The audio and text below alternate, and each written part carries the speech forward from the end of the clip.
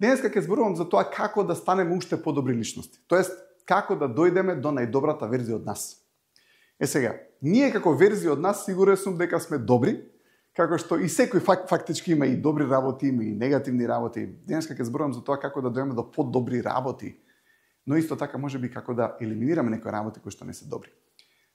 Фактички идејата ми е денеска дека за да дојдеме до подобра верзија од нас, мораме да дојдеме до освојување на поголем простор, ама да се освои поголем простор на добар начин. Што сакам да кажам? Затоа што гледате, зборував за простор во претходните емисии и колку е важно човекот да има простор. Ако на човекот му даете простор, човек се чувства поубаво, ако на човек му го земете просторот, човек се чувства помалку убаво, поради тоа што ние сме како духовни битија на некој начин поврзани со колку простор имаме. Ако ние имаме убав простор и голем простор, се чувствуваме поубаво, ако немаме простор, не се чувствуваме убаво. Ако ставите некој човек и му ги врзете рацете и нозете, он може ли да има компетентност и способност? Не. Ама ако му даете простор, он има простор каде таа компетентност и способност може да ја реализира.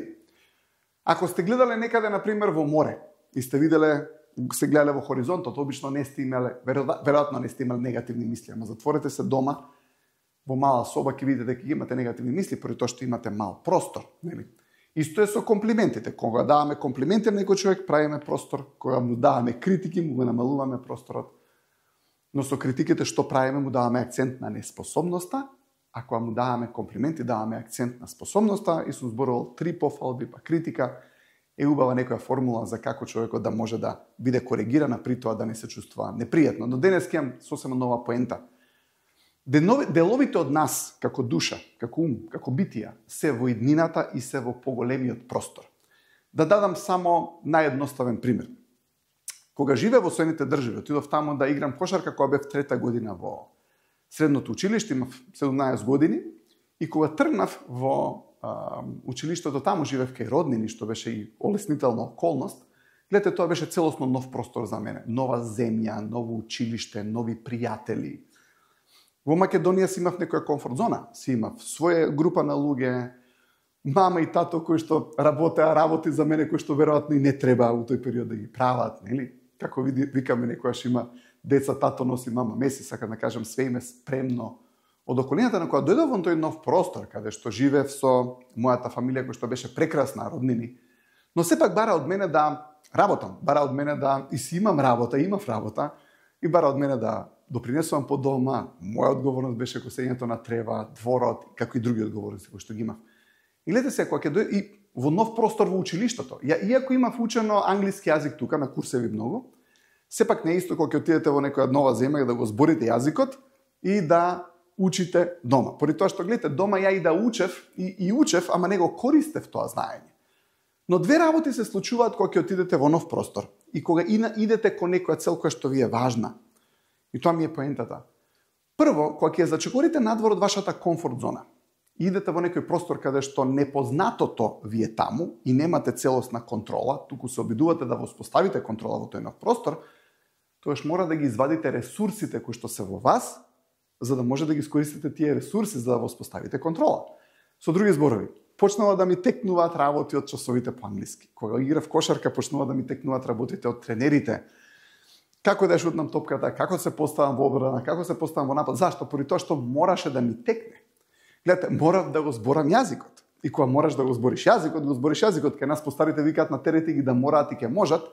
И тоа е точно, поради тоа што излагаш надвор од комфорт зоната и кога излагаш надвор од комфорт зоната, сега си пуштен во некоја зона која што не е твоја и сега тука веќе мора да ги изимаш твоите ресурси кои што се дел од твојот карактер, знаење, способност и да видите им текнуваат на луѓето тие работи поради тоа што иначе остануваат заборавени во деловите од душата и деловите во умот, затоа што немаме потреба да ги користиме. Сега кога човекот ќе излезе надвор од комфорт зоната, он ги мобилизира сите негови ресурси. И затоа е тој простор многу убав, поради тоа што одеднаш стануваме горди на нас, поради тоа што се знаеме, зборувам конкретно за мене, знам да го зборам англискиот јазик, знам како требаше добро да се поставам на тренинг на утакмица, знам кои боја вредностите кои што се бара од мене, од моите тренери и така натаму. Сега почнувам да ги користам сите тие некои работи кои што биле снимени во мојот ум и ги имам добиене како способности во мојата душа, ама поради тоа што дома не сум имал потреба да ги користам на дадено ниво, не сум ги користел.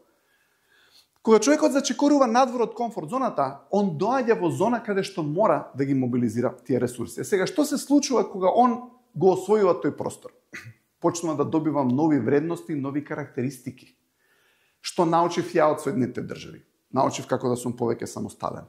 Научив како да го зборувам англискиот јазик. Научив како да воспоставам контакти со нови луѓе, поради тоа што морав да воспоставам контакти со нови пријатели, нови деца, без разлика што англискиот не ми беше најдобар. Морав да не бидам срамежлив, поради тоа што морав да влегувам во комуникација со луѓето и така натаму. Сега, гледате, сето тоа ме докомплетира или ме направи подобра верзија од мене, кога после неколку години престој во Соединетите држави се врати во Македонија, имав многу поголемо ниво на самодоверба и сигурност од кога пред да отидам таму. Зошто? Поради тоа што бев пуштен во нов простор. И во тој нов простор се деловите од вас кои што уствари ги инкорпорирате да се спои со онаа верзија од вас која што е дома.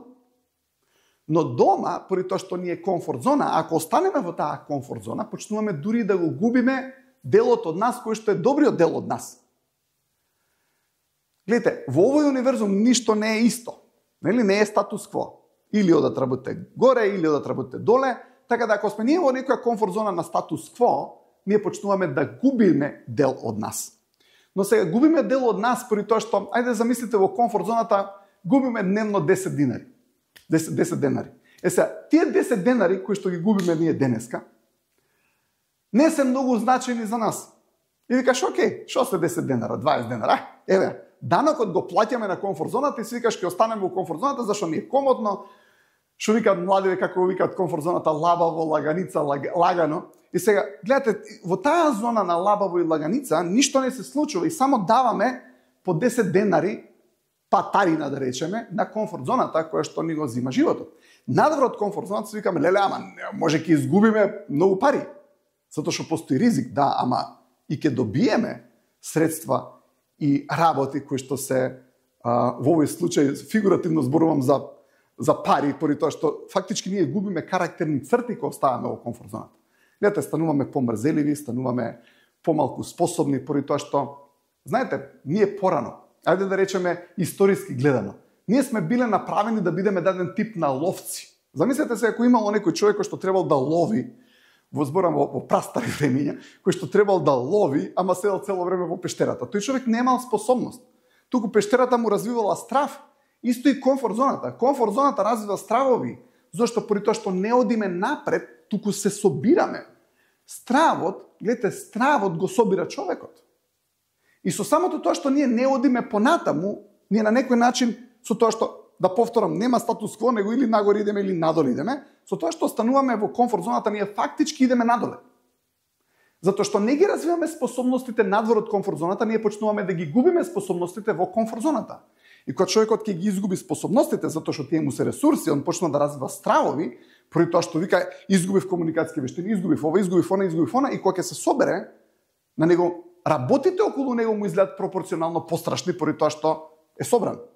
Нели, дури кога ќе видите човек што е исплашен, тој изгледа бледо. Зошто? Затоа што, нели, крвта од периферијата доаѓа во централниот дел на телото, кај виталните органи, но на некој начин имате собирање. Дури го гледате тоа физички на самиот човек. Ако видите некој човек што е љут, тој е подцрвен затоа што лутината е напад. Човек не треба да напаѓа со таа емоција на лутина, не е добра емоција. Можеме да напаѓаме, условно речено, во животот, да напаѓаме, во смисол мислам на тоа да имаме цели. И кога зборувам дека порано сме биле ловци, порано сме ловеле со лак и стрела или како и да сме ловеле, ама морал човекот кој што бил ловец да излезе надвор од пештерата, од комфорт зоната за да донесе храна дома, ама морал, и поради тоа што морал, го правел тоа. Да се вратам на изреката на постарите, на терете ги да мораат, ке можат. Океј, човеков морал да иде улов. Ние, како битија, мораме да ги ловиме целите. Мораме да одиме по некоја цел која што ни е важна. Сега не ловиме со лак и стрела, ловиме со интелигенција, со способности, со меки вештини што ги викаат, нели, комуникацијски вештини, разноразни вештини кои што се поврзани со опстанокот и со социализацијата, но исто така и вештини поврзани со некоја конкретна дејност која што ние имаме. Така да ако имаме некоја цел, излеземе надвор од комфорт зоната, тогаш стануваме повторно ловци во животот и тој кој што, ако видите некој кој што бил многу добар ловец во минатото, тој изгледал многу со самодоверба, многу со сигурност имал многу знаење поради тоа што научил, не знам како треба да направи некој тип на заседа, како требал да се постави, што да направи. Он тоа го учел во новиот простор, нели? Сега истото тоа ми е поентата, дека ние учиме кога ќе излеземе надвор од комфорт зоната. Зошто учиме надвор од комфорт зоната? Поради тоа што надвор од комфорт зоната во тој простор има знаење. И тоа знаење, кога ќе го инкорпорираме во нас, не прави подобра верзија од нас. Затоа што, гледате, верзијата подобра од нас е во иднината. Така да, кога човекот ја добива таа самодоверба и сигурност преку знаењето надвор од комфорт зоната, он расте. Кога ќе ја постигне целта, гледате, дошол повторно во комфорт зона. И затоа сега ни треба нова цел. И повторно ни треба нова цел. И повторно ни треба нова цел. Што ни е поентата? Дека подобрувањето и правењето плусеви во нас, во нашиот карактер, зависи од тоа да излеземе надвор од комфорт зоната. Но доколку човекот има минуси од искуствата што му се случиле, кои што ги врежал во својот ум, тие минуси во него може да му прават сомнежи уопште да тргне напред. Затоа што замислете некој човек му е врежано дека не го бива, не е добар, катастрофа е, ваков е, онаков е. Тоа се минуси. Замислете му било врежано дека го бива, дека е добар, дека може. Тоа се плусови. Но како што реков на почетокот, секој од нас има плусеви, секој од нас има минуси. Сега тие минуси во нас може да ни бидат кочница за воопшто да излеземе надвор од комфорт зоната.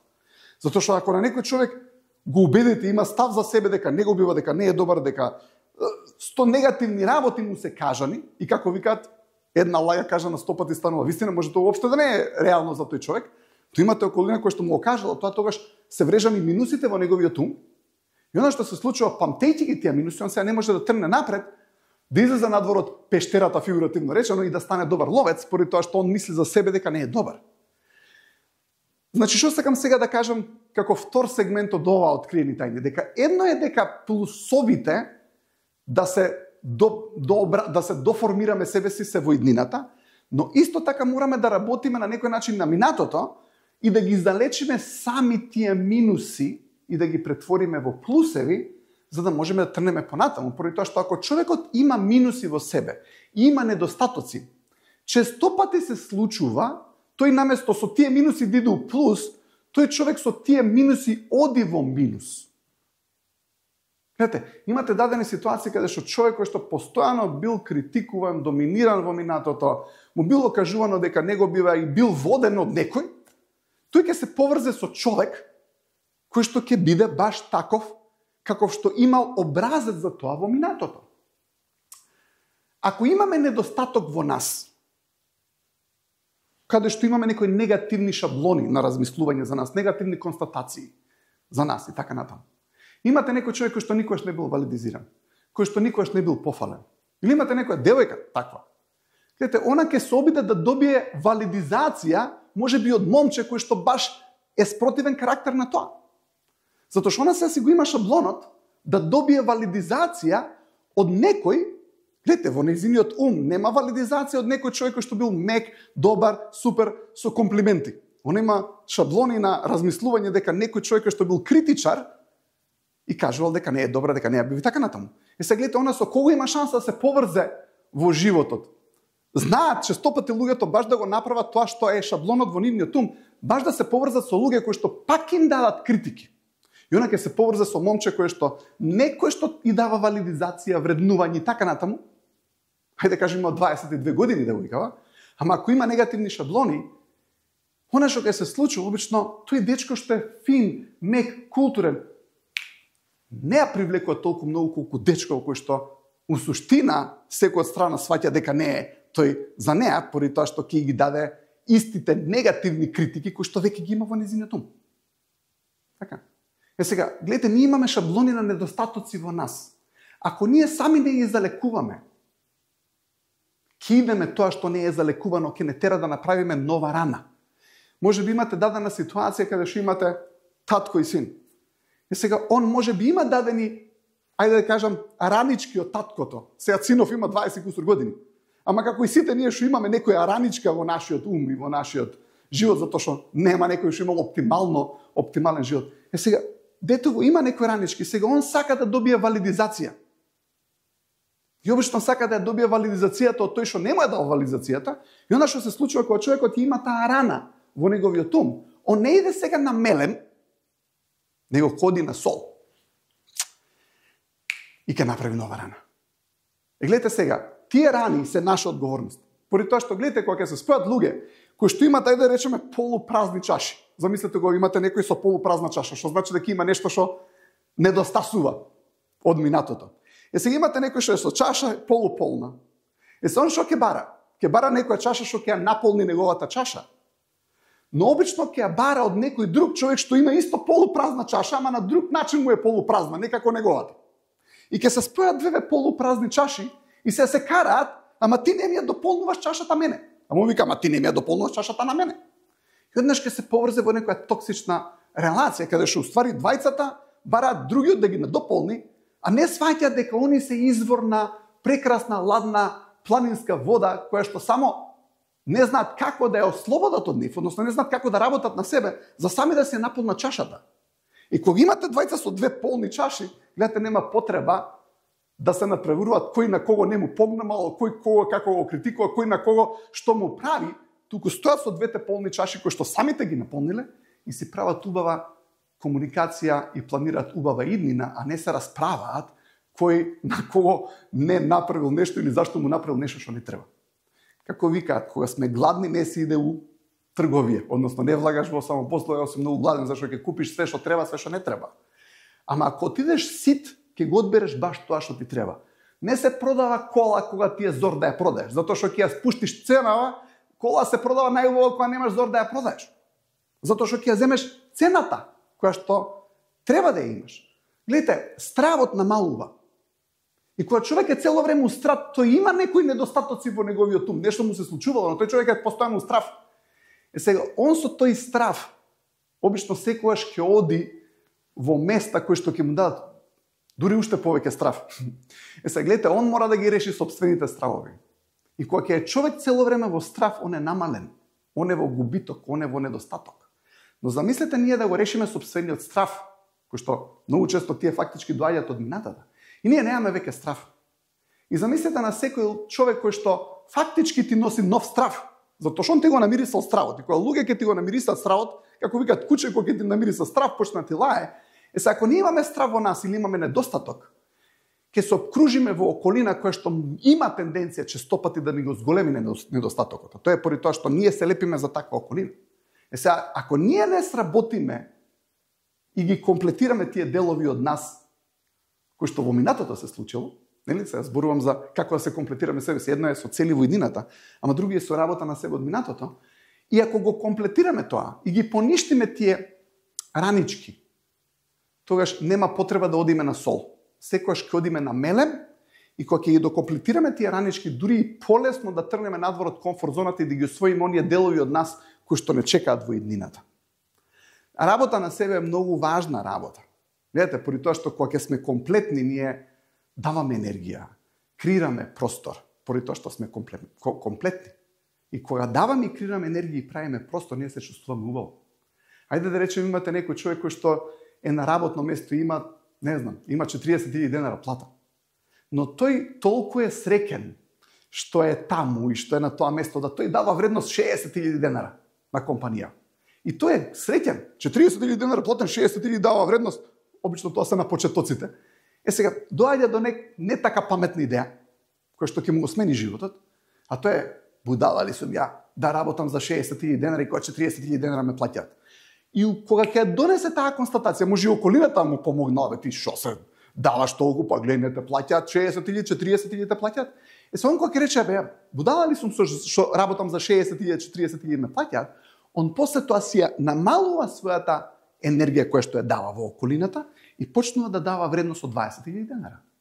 Сега гледате, 40.000 денара е платен, дава 20.000 денара вредност и он во тој простор не се чувствува добро. Зошто? Па зашто отишол во минус. Видите, сега не е у плюсот. Он претходно бил у плюс, он го креирал плюсот. Ама сега он, поради тоа што има негативна констатација, што има да се вложувам, он се влага во минусот. Се е 20.000 денара дужен секој месец на компанијата затоа што само 20.000 денара дава вредност, платен е 40, сега тука све му е негативно на него. Зошто? Па поради тоа што он самиот влегол во минус. Сега, затоа е важно да креираме, да даваме, да ја правиме околината подобра, Затоа што колку подобар став имаме за себе и колку повеќе ја сакаме околината, повеќе простор имаме. Луѓе што се изгорени од околината, што се разочарани, не ја сакаат околината, они влагаат у тој минус затоа што не се инспирирани од околината, затоа што не ја сакаат и затоа не даваат енергија на околината и затоа не се чувствуваат среќни. Ама луѓе што имаат добар став за околината, што ја сакаат околината, кои што сакаат да ја направат поубава околина. Видите, он е секој што тој плюс од 40 на 60, он тука се чувства гордо, зашто? Поради тоа што се за кое што сме одговорни е наше. Видите, ако сакаме нештото да го имаме, можеме да имаме работата, релациите, се она за кое што сме одговорни, ние знаеме дека е наше. Зошто? Поради тоа што знаеме дека сме допринеле. Се за кое што сме неодговорни почнува помалку да ни смета. Затоа што влагаме во минус. Колку повеќе даваме на околината, толку поубаво се чувствуваме. Колку повеќе излагаме надвор од комфорт зоната да освоиме повеќе простор, толку повеќе плусови, повеќе карактерни убави црти ќе внесеме во нас. И тоа ми беше поентата на ова откриени тајни, да одиме во иднината со позитивна идеја, да одиме во иднината со позитивен став, да сакаме да ја подобриме околината. Имаме сите работи во нас кои што не се најсени, да работиме на тие негативности, за да ги направиме позитивности, да ги направиме плусеви, за да можеме повеќе плусеви да гледаме. Човек што има многу минуси во себе, тој почнува инстинктивно да ги гледа минусите.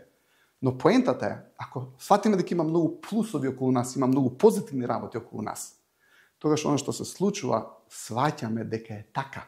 Ако бара човек минус ќе го најде, ако бара плюс ќе го најде. Што бараме, тоа ќе најдеме.